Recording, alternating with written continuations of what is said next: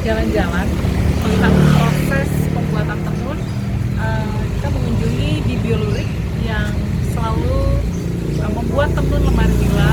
Contohnya celana yang saya pakai ini juga tenun yang saya desain sendiri sama Mas Yusi untuk dibuatkan menjadi koleksi Legowo waktu itu. Nah, gimana proses pembuatan tenun sampai menjadi sepotong kain? Mari kita masuk ke dalam galerinya Bibi Lurik.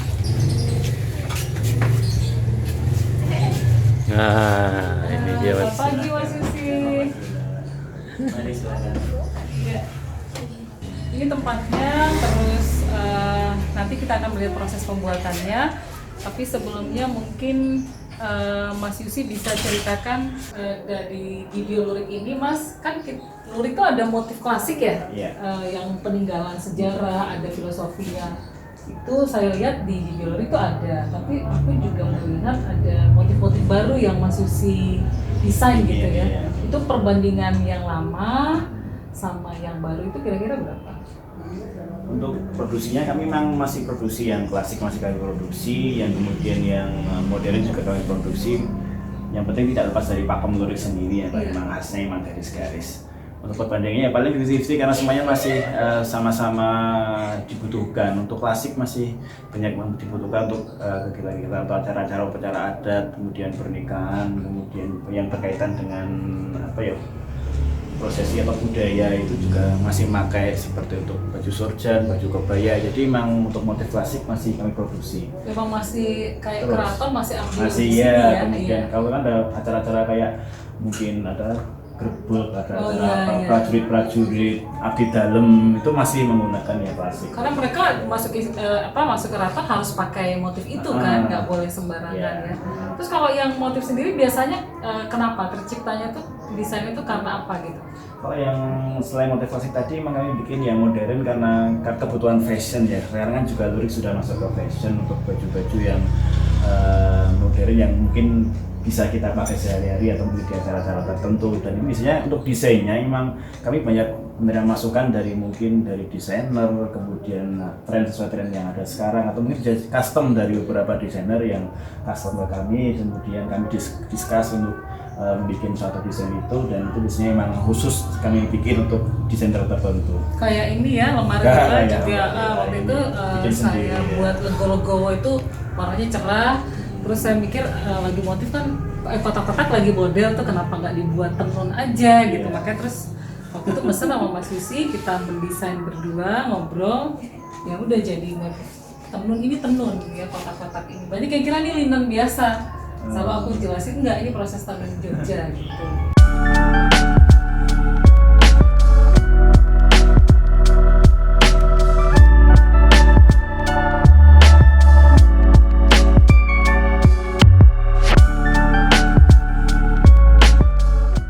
Untuk yang klasik Mas, mungkin bisa sedikit berbagi pengetahuan tentang motif-motif yang ada beberapa contoh ya klasik yang masih kami bikin. Mungkin seperti ini ya. Ini motifnya namanya motif telupat. Itu telupat itu kalau bahasa Jawa ya itu memang artinya kan dari kata telu dan papat, atau bahasa Indonesianya 3 dan 4. Karena memang motifnya itu garis-garis yang tersusun 3 dan 4. Ini dipakai untuk baju peranaan untuk abdi dalam Keraton Jogja sampai sekarang. Nah, ini bisa kita lihat di sini motifnya, ini ada garis-garisnya. Ini garis 3 dan 4, telu, papat, telupat. Ya memang kalau sebenarnya motif ini memang konon diciptakan oleh Sultan Hamengkubuwono yang pertama. Memang untuk motif klasik memang sering dikaitkan dengan filosofi Jawa. Seperti ini kan ada 3 dan 4 kan, ketika dijumlahkan hasilnya 7. Kalau orang Jawa dikaitkan dengan angka-angka sakral 7 itu seperti apa namanya? Itu ya. Pitulungan dari Yang Maha Kuasa. Itu karena lurik sendiri adalah sebuah pengharapan. Jadi kain itu diciptakan oleh para penenunnya untuk pengharapan agar bisa menjadi perlindungan atau membawa berkah buat yang memakainya. Telupat sendiri itu adalah sebuah simbol. Jadi pitu itu 3 dan 4 adalah penjumlahan. Kita jumlah di 7 bukan diambilnya bukan 2 dan 5 atau 1 dan 6, tapi kenapa 3 dan 4? Itu ada maknanya juga. Jadi 4 itu melambangkan kedudukan raja, kemudian 3 itu kedudukan rakyat. Antara 4 dan 3 tidak ada jarak di situ. Beda dengan 2 dan 5 ada jaraknya, 1 dan 6 ada jaraknya. Tapi ini diambilnya 3 dan 4 karena antara raja dan rakyat itu sangat dekat. Itu ada filosofinya. Kemudian dipakai untuk baju tadi, baju peranaan, baju dalam keraton. Di situ juga ada filosofinya juga, baju peranaan seperti kancing-kancingnya atau apa. Iya, 6 kancing di dada. Di dada. Di leher ya? Di leher ya, itu menambahkan tentang rukun iman ya, Islam ya, agama dekat Islam. dengan hati, Mbak, di leher ya, dekat dengan dada. Kemudian Dada, rukun lengan apa gitu ya? di lengannya ada 5 kancing.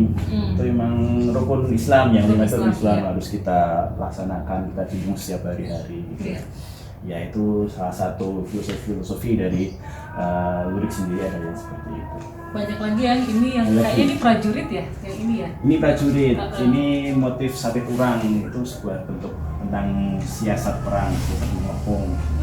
Ada lagi yang ini tadi hujan liris, ya, hujan gerimis ya. Kita ambil di sini juga untuk hujan liris. Nah, hujan liris ini kalau tadi yang pelupat tadi dipakai untuk abdi dalam, yang ini pakaian untuk raja, untuk sultan. Ini hujan liris ini emang kalau hujan itu kan melambangkan juga tentang kesuburan, Mbak. Jadi di sini ada suatu pengharapan juga dari pengrajin itu. Kenapa ini dibikin hujan liris? Kenapa dipakai raja? Ada harapan dari pengrajin itu, dua pengharapan supaya raja yang bertahta itu ketika memakainya bisa mendatangkan kemakmuran buat rakyatnya. Seperti hujan gitu ya. Seperti itu, jangan subur. Kayak gitu. Ya. Jadi semua kain tenun itu memang dibuat punya filosofi dan punya pesan supaya memakainya itu ikut mendatangkan berkah atau perlindungan dari Yang Maha Kuasa tadi. Itu sandang pangan papan itu ya kegunaannya.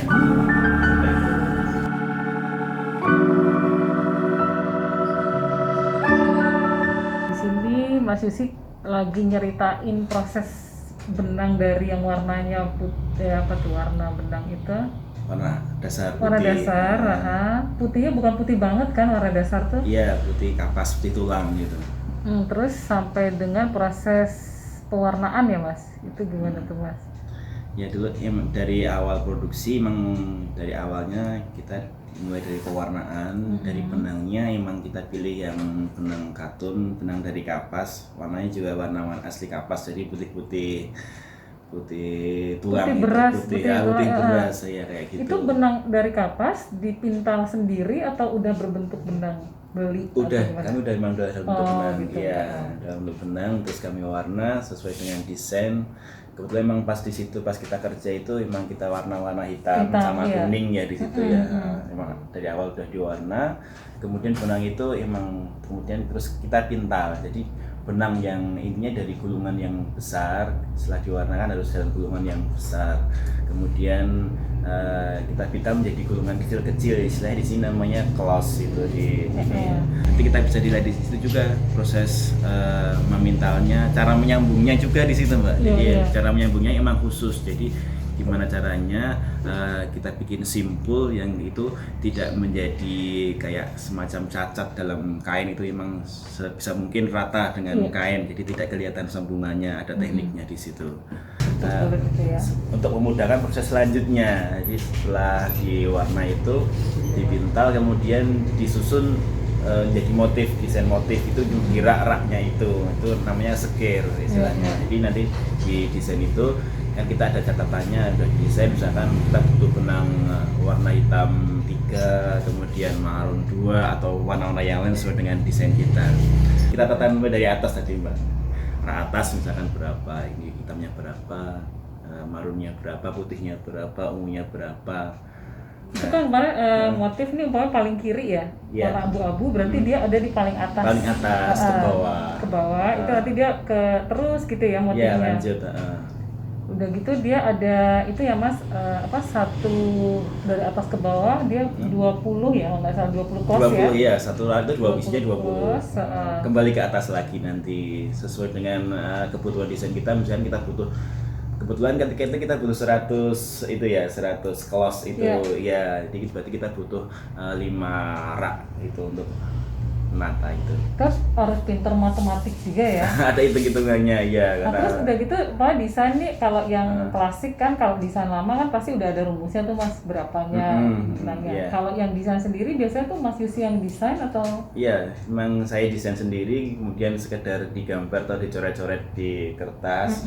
Kita lihat kemudian kelihatan di situ, misalkan dalam desain itu, di dalam gambar kita itu nanti ada ukurannya, misalkan ukuran warna kuningnya berapa senti, ketika dalam misalkan katakanlah 1 senti, berarti butuh berapa benang, kan bisa dihitung di situ.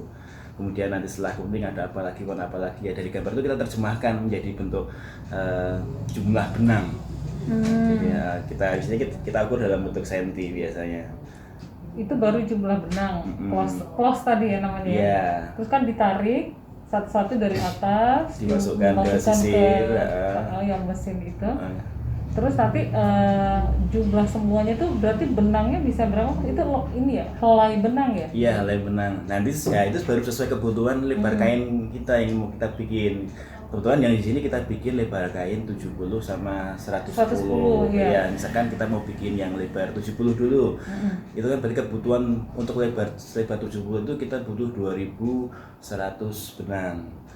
Nah, kalau 2100 benang itu maksudnya helai ya? Helai benang. Ya, itu ya. Oh, ya. Nah, itu karena mungkin yang kita desain tadi udah cuma ada 100 benang ya. Berarti kan harus kita kalikan sejumlah supaya menjadi 2100.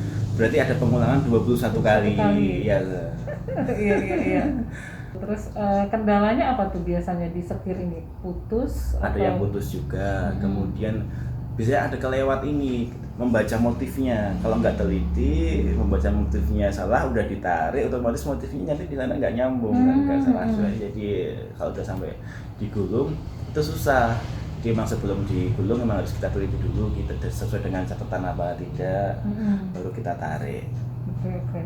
Jadi ketelitian secara jumlah juga memikirkan ini ya, kerapian dan apa itu supaya nggak putus apa segala macam. Ya. Macam-macam ya. Ada tekniknya di situ kan, lihat ada yang ada juga lubangnya, ada yang kecil sama besar. Waktu masak. Jangan sampai kebalik itu, karena kalau ditarik kalau kebalik itu benang mudah putus. Jadi harus mungkin yang besarnya di kanan, yang kecil di kiri, dan benangnya nariknya dari atas. Supaya ketika ditarik itu mengurangi potensi untuk putus, lebih kuat. Ya.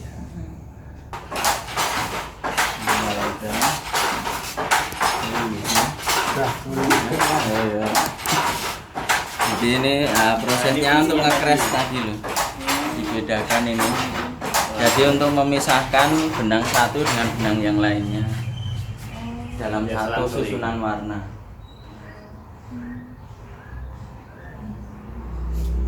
Ini nanti kelihatan ketika ditenun, kan diinjak.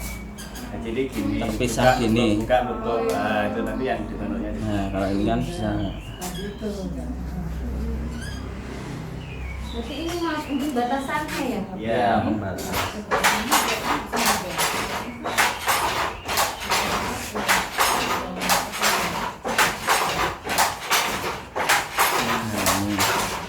Nah, kebetulan tiap awal mau mulai itu 25.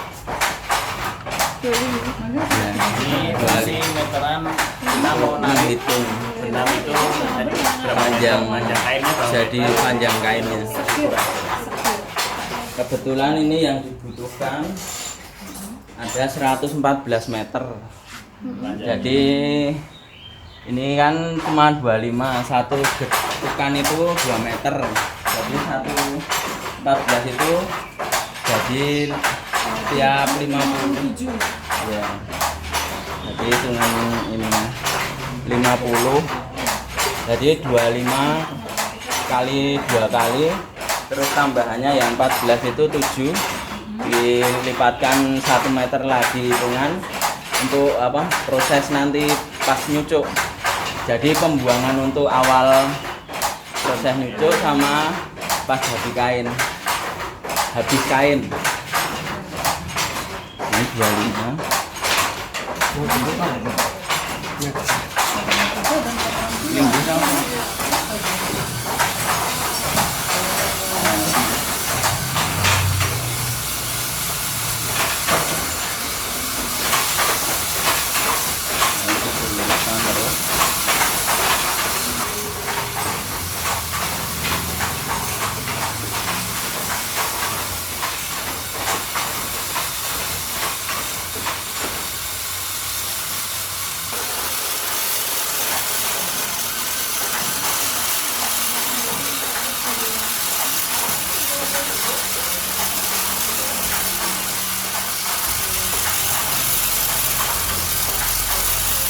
teman kami yang kami punya kan lebar 70 sama 110, tinggal nanti kita diulang berapa kali.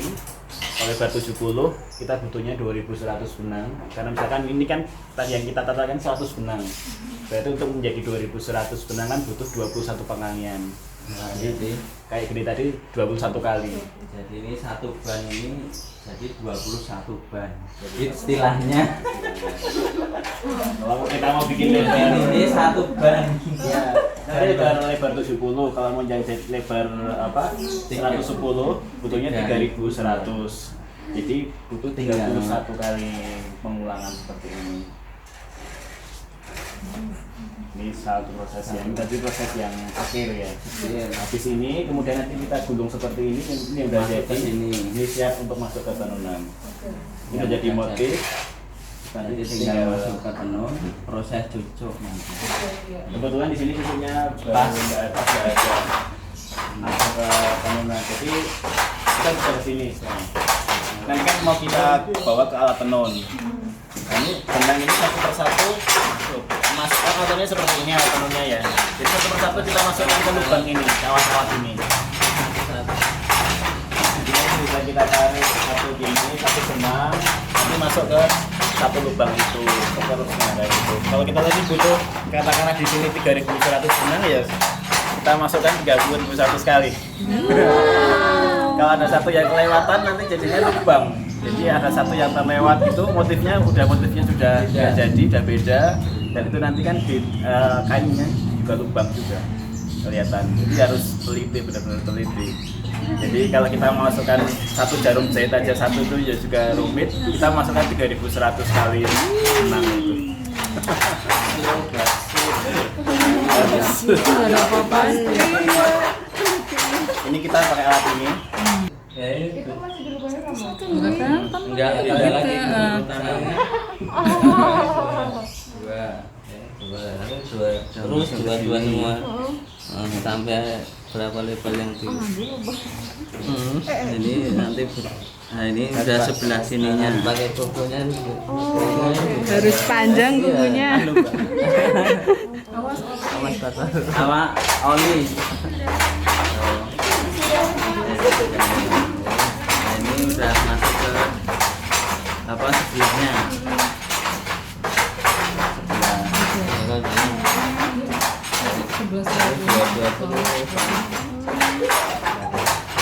Pernah lihat nggak kalau kayak gitu? enggak kan udah terpisah urutannya. Ya. Di dalamnya bisa main ini lagi. Oke. Jadi kayak gitu terus sampai habis. Sampai habis. Blenger. Ini berlanjut sampai ini hasilnya ini tetap pakai ini dan ini nanti. Ini benang dan ini kayak kayu biar tetap dipakai terus keras-kerasan. Ini sama ini. Jadi benang ini bisa dipakai. Kayak kayu. Ini arahnya agak Iya. Ya nanti keras lagi. Nah, Mas Yusi mungkin sebelum ke tenun ada apa aja sih di mesin tenun ini gitu? Ada ini, terus kenapa kursinya kok kayak gini gitu? Iya.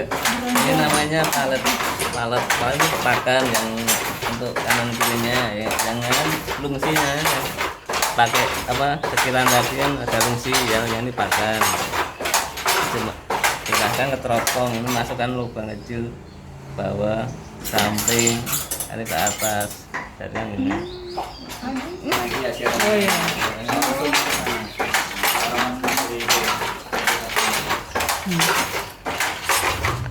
Ada berapa lubang Pak itu? Ini ada tiga.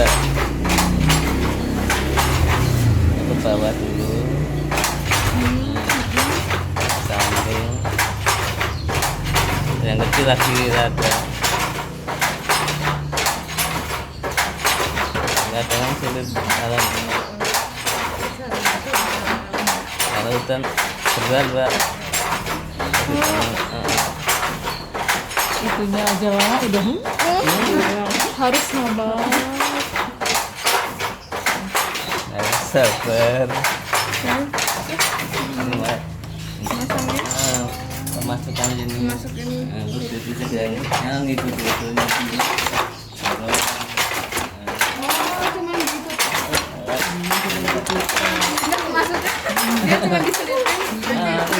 Ini bercanda sih ya ini kan.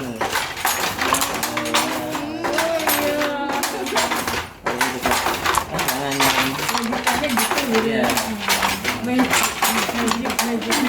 Yang berat tuh malah ini ya, Pak? Yang berat. Ya. Atau ini ya?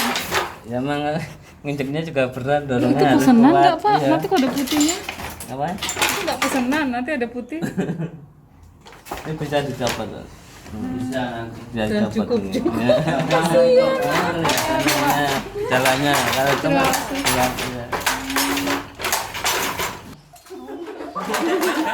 Coba ya.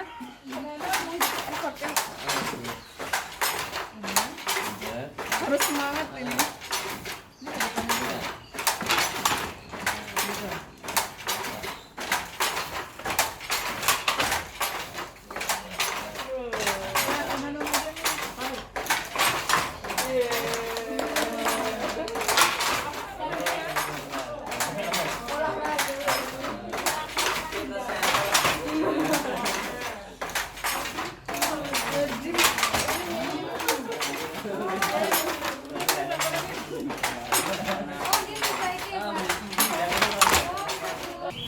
Semuanya terima kasih. Oh, iya. Sudah merepotkan. Ya, enggak apa. Jadi proses ini proses yang seperti kehidupan nyata, saudara-saudara. Yang ada yang harus sabar, harus Komplikasi kehidupan. komplikasi kehidupan. Oh, ini kata-kata yang tepat ini. Komplikasi kehidupan. Nah, itu. Harus sabar. Nah, ingat ya itu ya, komplikasi kehidupan. Oke, terima kasih Pak Mas, terima kasih. Mari Bu. Mas Yusi, terima kasih atas hari ini kita jadi tahu tentang motif tenun, terus kemudian filosofinya, terus cara pembuatannya, prosesnya, mulai dari yang pokoknya ada di situ semua tadi. Jangan lupa lagi sekarang. Tapi setelah ini akan diapalin. Semoga ada waktu lagi untuk belajar lagi, untuk biar kita ilmunya semakin bertambah. Iya. Jadi nggak cuman tahu aja, tapi juga mengalami. Terima kasih atas hari ini. Semoga apa ya? Bermanfaat buat Ya, kita semua ya, dan tentunya. pengetahuan tentang kain, terutama yang dari Jogja itu kita tahu. Kami juga sangat senang sekali Mbak ketika ada anak muda yang mau tertarik untuk belajar tentang tenun ini, karena kami juga punya harapan supaya penenun ini besok ada regenerasinya, nggak hanya yang tua-tua saja, tapi yang muda-muda harus juga tertarik, karena ini sebuah juga bentuk warisan budaya juga yang harus kita lestarikan. Tadi Mas Tarto itu umurnya berapa?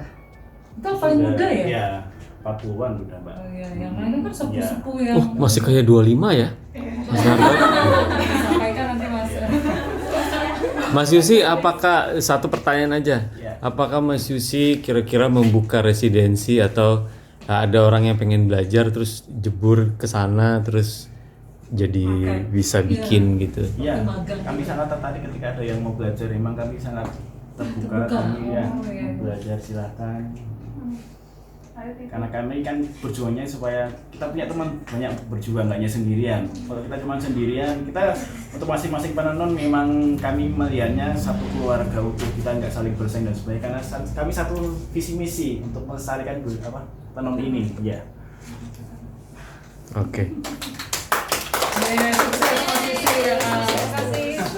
Paling nggak yang bisa kita bantu adalah kalau Marwila aku pribadi memakai kain-kainnya. Ya. Dan aku terus selalu ya gini, bikin edukasi dan bercerita gimana sih Yeah. tenun itu. Jadi juga jangan ada nilai di situ yang mungkin sebenarnya nggak bisa dinilai dengan uang ya, Yeah. ekonomi, tapi ya itulah yang harus dihargai gitu. Lebih menghargai kain dan Iya. lebih Proses. jadi tahu cara merawatnya. Maksudnya memang harus benar-benar dirawat, nggak seenaknya gitu. Karena